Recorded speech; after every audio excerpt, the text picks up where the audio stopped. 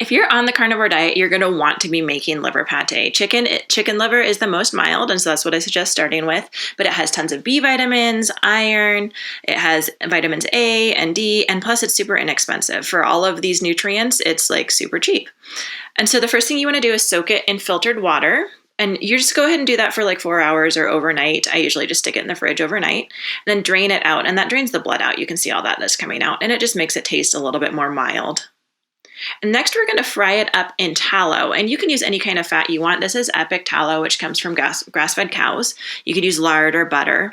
And so just heat that over medium-high heat. And we're going to do this in batches. You don't want to overcrowd it. And so we're just going to cook that liver up, and we're going to dump this whole thing in that food processor bowl. And so to cook it, you want it to be firm on the outside, but still pink on the inside. And that gives you the best texture. If you are adding garlic, go ahead and add like 3 or 4 or 6 cloves right now as you fry up the liver.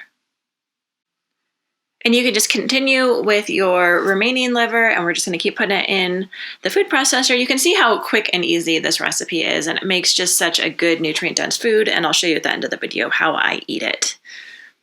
And anchovies are delicious, got those omega-3s, and they also add salt. So if you omit the anchovies from this recipe, you definitely want to add salt to taste. And we're just going to puree it up.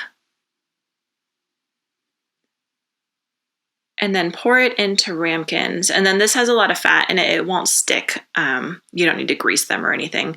So just go ahead and scoop it in there. And then you're going to tap the ramekins to settle it. And just so it stays right in there.